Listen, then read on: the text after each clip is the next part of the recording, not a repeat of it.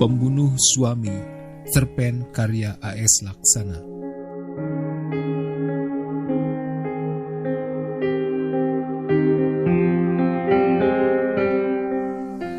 Mereka mengadiliku dengan tuduhan membunuh suami.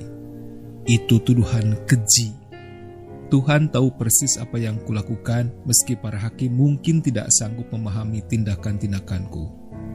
Aku hanya berniat mengantar suamiku ke surga. Aku mencintainya dan kupikir surga lebih baik baginya ketimbang ia tetap berada di bumi. Aku mempercayai doa-doa dan aku berbahagia hidup bersamanya. Kadang situasiku muram dan kadang aku sedikit putus asa meski mempercayai doa-doa, tetapi aku bersyukur memilikinya sebagai suamiku. Ia mampu memberiku hari-hari baik yang akan kukenang selamanya. Ia memberiku 8 tahun lalu hadiah terbaik yang pernah kuterima. Petang hari sepulang dari kios, ia mengatakan badannya kurang enak dan ingin tidur lebih awal. Kulihat ibu jari dan telapak tangan kanannya dibebat kain perban. Begitu juga jari-jari tangan kirinya. "Kau tidak mengabariku kalau ada masalah, Mas," kataku. "Hanya kecelakaan kecil, dalam 2 hari sudah akan sembuh kok," katanya. Kuharap begitu. Tukang reparasi jam tidak akan bisa bekerja jika kedua tangannya dibalut perban. Tengah malam aku terbangun oleh sentuhan sikunya dan kudengar ia meminta tolong diantarkan ke kamar mandi. Ia hendak kencing dan tak bisa membuka resleting celananya sendiri. Aku baru sadar, sejak pulang kerja, ia tidak mengganti pakaiannya dan masih mengenakan kemeja batik serta celana jeans yang ia pakai saat berangkat kerja. Kugandeng tangannya, tidak terlalu demam, aku agak lega. Di kamar mandi aku membukakan resletingnya, membantunya mengeluarkan burung dari sangkar. Dan, astaga, burungnya berhiaskan pita merah, seperti ular jinak berdandan dasi kupu-kupu, dan di bawahnya menggelantung sepotong karton kecil berisi ucapan selamat ulang tahun untukku. Tak bisa kutahan ketawaku. "Baik sekali dia," kataku. "Seperti aku, ia sangat mencintaimu," katanya. "Seandainya kami bisa meneruskannya dengan percintaan, aku yakin itu akan menjadi percintaan kami yang paling menyenangkan. Dan sekiranya benihnya berhasil membuahi telur di rahimku dan selamat sampai kelak dilahirkan, ia pasti tumbuh menjadi anak yang memberi kami kegembiraan dalam banyak hal, sebab aku sedang sangat berbahagia dengan kejutan yang ia berikan. Namun kami tidak mungkin melakukannya. Dokter melarangku melakukannya sampai 2 bulan ke depan. Sebulan sebelumnya aku keguguran, itu peristiwa kedua. Yang pertama terjadi 2 tahun lalu atau 1,5 tahun setelah hari pernikahan kami. "Jadi ia ke salon tadi sore?" tanyaku. "Siapa yang memasangkan pita di lehernya?" Ia tertawa dan melepas perban di kedua tangannya dan memelukku kuat-kuat di kamar mandi. Aku selalu mengingat ciumannya di keningku. 8 tahun cukup lama dan itu terjadi sebelum kami mempunyai anak-anak. Tetapi untuk segala yang melekat dalam ingatan, kau akan merasa seolah-olah ia baru saja terjadi kemarin. Sekarang kami sudah memiliki anak-anak, semuanya masih di bawah 5 tahun, dan mereka memerlukan tuntunan untuk menjadi anak-anak yang baik. Aku menjaga mereka dari iblis yang bisa mengubah diri menjadi apa saja. "Kalau ia mau," kataku pada suatu malam menjelang mereka tidur, "dalam suatu hari ia bisa mengubah wujudnya menjadi kantung garam, lalu menjadi lalat, lalu menjadi kutu, lalu kutu itu merayap ke liang telinga dan menyusupkan bisikan pada saat orang tidur lelap. Sekarang berdoalah sebelum aku menceritakan kisah itu." Suamiku tidak begitu senang jika aku terlalu sering menceritakan kepada anak-anak kisah-kisah iblis, tetapi aku ibu yang membesarkan mereka. Aku berhak menyampaikan apa saja yang berguna bagi keselamatan hidup mereka. Di luar soal iblis, ia tidak pernah berkeberatan pada caraku mengasuh anak-anak. Pada dasarnya ia menyerahkan sepenuhnya urusan anak-anak kepadaku, dan aku merasa perlu memberitahu anak-anakku segala sesuatu tentang iblis. Peristiwa kantung garam yang terjadi pada abad ke-11 adalah peristiwa sejarah yang paling kuingat tentang bagaimana iblis bekerja. Selain kejadian yang melibatkan manusia pertama dan ular pembujuk, Keduanya ada dalam buku Iblis dan Para Korbannya, sejarah tentang orang-orang beriman yang jatuh oleh bisikan iblis yang kubaca bertahun-tahun lalu. Sampai sekarang buku itu masih kusimpan dan aku menyembunyikannya rapat-rapat dari suamiku agar ia tidak membakarnya. Itulah satu-satunya buku yang disusun oleh Malachi Melech, seorang rabi yang berumur panjang dan membaktikan umur panjangnya untuk meneliti perbedaan halus antara bisikan iblis dan suara Tuhan. Aku menghormati penelitiannya. Menurut Melech, dalam pengantar buku itu, titik krusial yang membuat orang-orang beriman sering tersesat adalah mereka berpikir sedang mengikuti perintah Tuhan, padahal mereka mengikuti bisikan iblis. Rabi itu konon hidup sampai umur 148 tahun. Ia lahir pada 1675 dan menghilang pada umur 29 atau 2 tahun setelah menyelesaikan satu-satunya buku atas namanya untuk memulai penelitian. Menurut perkiraan, ia mati pada 1823. Aku berharap kelak ada yang berhasil menemukan catatan-catatan penelitian Melech dan menerbitkannya sebagai buku.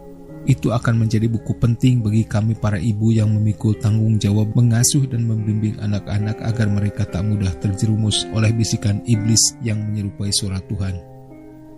Kalian tahu sendiri, iblis begitu licik. Peristiwa kantung garam memperlihatkan betapa kunyuknya jahanam itu.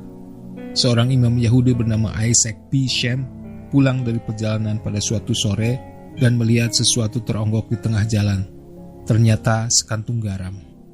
Ia memungutnya dan menaikkannya ke pedati dan tak menemukan benda itu saat tiba di rumah. Shem tak menyadari bahwa sekantung garam yang ia temukan telah mengubah diri menjadi lalat dan sekarang hinggap di janggut lebatnya yang kelabu dan saleh.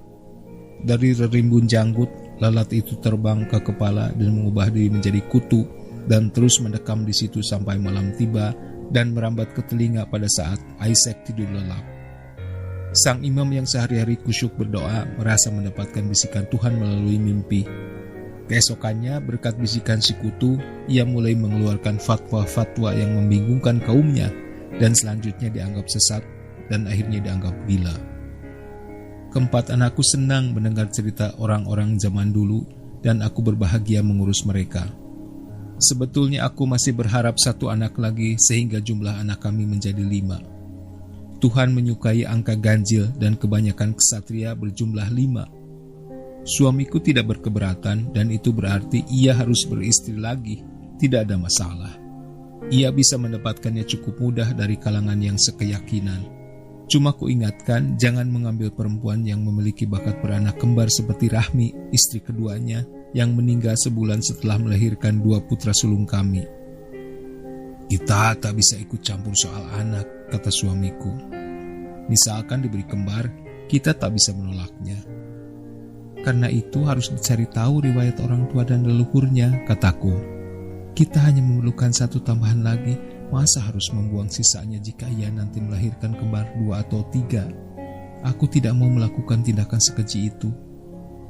Beberapa tahun lalu aku tak bisa senang itu merestui suamiku beristri lagi.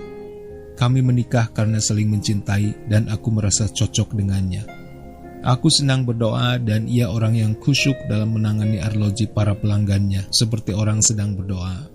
Itu kesan pertamaku saat pertama kali datang kepadanya membawa arloji ayahku yang perlu direparasi.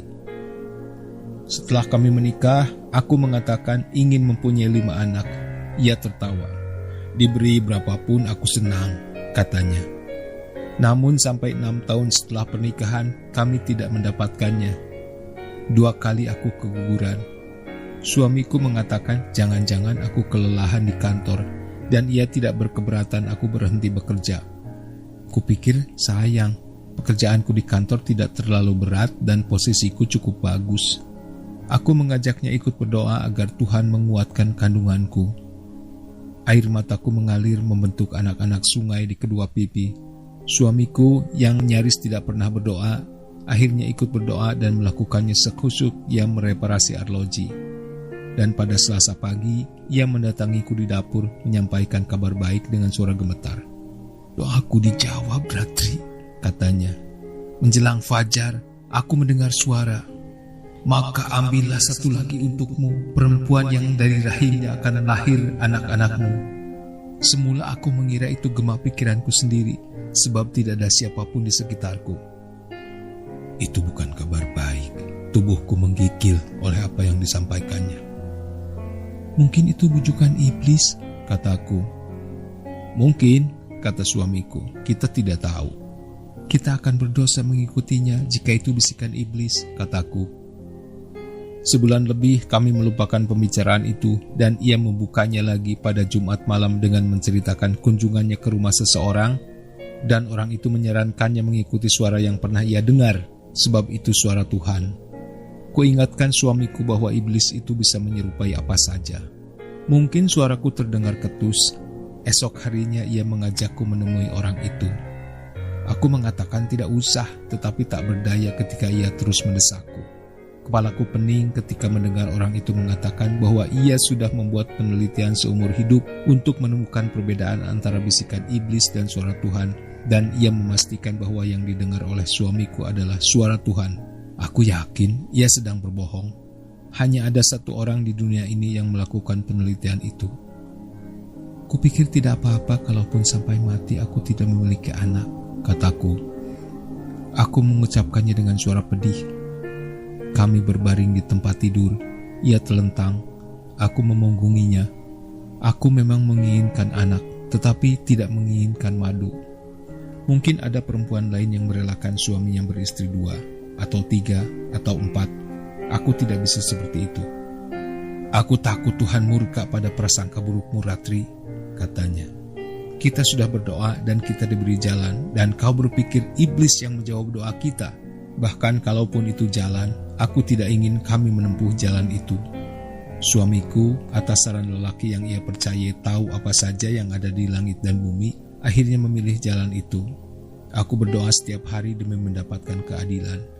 Aku ingin memiliki anak-anak dan membesarkan mereka sebagai ibu, tetapi aku tidak menginginkan perempuan lain ada di antara kami. Dan Tuhan mengabulkan doa-doa. 3 perempuan yang ia peristri meninggal tak lama setelah mereka melahirkan. Aku sedih atas kematian mereka, sebab bagaimanapun mereka berhak hidup lebih lama. Tetapi mereka berada di antara aku dan suamiku, dan Tuhan mengabulkan doaku. Mungkin Rahmi perempuan baik, ia berusaha ramah kepadaku, aku tahu itu. Tetapi ia hadir di rumah kami sebagai pengganggu. Mataku pedih menyaksikan beberapa bulan kemudian perutnya membesar dan suamiku kian menyayanginya ketika dokter memberitahu bahwa Rahmi mengandung bayi kembar. Seharusnya perutku yang membesar seperti itu, seharusnya suamiku menyayangiku. Aku merasa ditinggalkan sendirian, aku merasa sunyi. Aku berdoa kepada Tuhan agar suamiku merasakan kesunyian yang kurasakan, merasakan sengsara ditinggalkan orang yang sangat ia cintai. Dan malam itu aku mendengar suara, "Aku tidak mengabulkan doa jika kau sendiri tidak mengerjakan apa yang seharusnya kau kerjakan." Terima kasih, akhirnya ada keadilan di muka bumi. Tak hanya suamiku yang bisa mendengar suaranya, aku juga bisa. Dunia terang seketika, seperti ada sejuta matahari terbit bersamaan pada saat aku bangun pagi itu. Aku menyerukan namanya dan mengikuti petunjuknya, dan mengerjakan apa yang harus kukerjakan. Suamiku tampak terpukul oleh kematian Rahmi, dan kulihat ia begitu kesepian selama beberapa waktu. Aku memeluknya, memberinya rasa kasih yang ia perlukan, tetapi ia tetap murung dan terlihat sengsara. Aku menyarankannya mengambil istri lagi.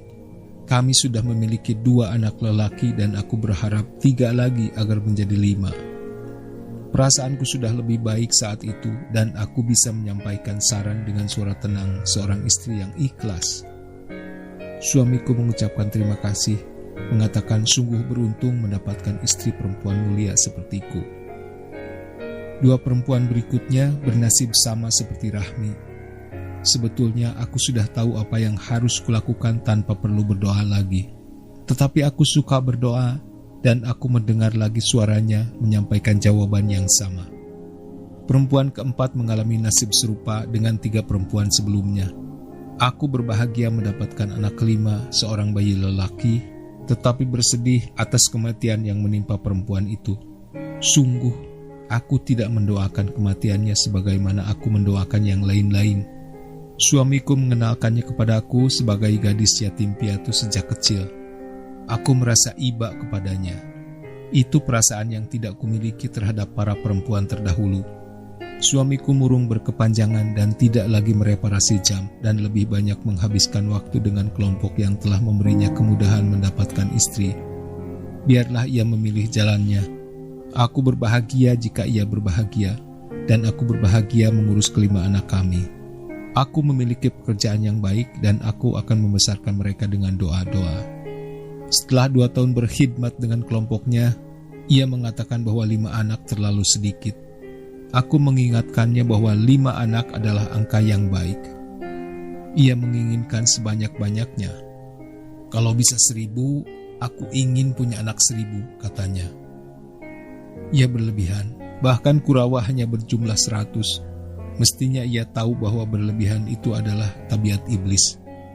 Hari itu ia memberiku ceramah tentang kewajiban bagi lelaki untuk memiliki keturunan sebanyak mungkin dan tentang waktunya yang sudah banyak terbuang. Maka demi waktu, ia bilang ia perlu mengambil istri sebanyak mungkin dan mendapatkan anak sebanyak-banyaknya dari mereka. Demi waktu, aku merasa yang paling mendesak saat itu adalah berdoa agar Tuhan membawanya ke surga. Ambillah sebanyak kau mampu, kataku. Silakan juga jika kau mau beristri sebulan 1. Tetapi untuk yang pertama, izinkan aku memilihkannya untukmu. Aku istrimu. Aku akan memilihkan perempuan terbaik untukmu. Ia berterima kasih dan memujiku sebagai perempuan paling mulia. 2 malam setelah itu, aku memilih perempuan yang paling kupercaya di antara yang tersedia. Kupeluk perempuan itu pada hari pertama ia tiba di rumah dan kucium kedua pipinya dan kuminta anak-anakku menyayanginya seperti mereka menyayangi aku. Aku juga memintanya agar menyayangi anak-anakku dan menganggap mereka adalah anak-anak kandungnya sendiri. Air matanya mengalir oleh sambutanku dan ia berjanji memenuhi apa yang kuinginkan seolah-olah itu hari perpisahan. 2 minggu setelah pernikahan mereka, aku memutuskan mengantar suamiku ke surga dengan mendaraskan doa dan dengan mengerjakan apa yang seharusnya kukerjakan. Aku tidak peduli hukuman apa yang bakal kuterima. Yang paling kusedihkan adalah aku tak akan bisa lagi mengasuh anak-anakku, tetapi aku sudah memilihkan untuk mereka penggantiku. Perempuan itu, ia yang paling kupercaya menjadi ibu pengasuh bagi kelima kesatriaku saat aku tak lagi bersama mereka.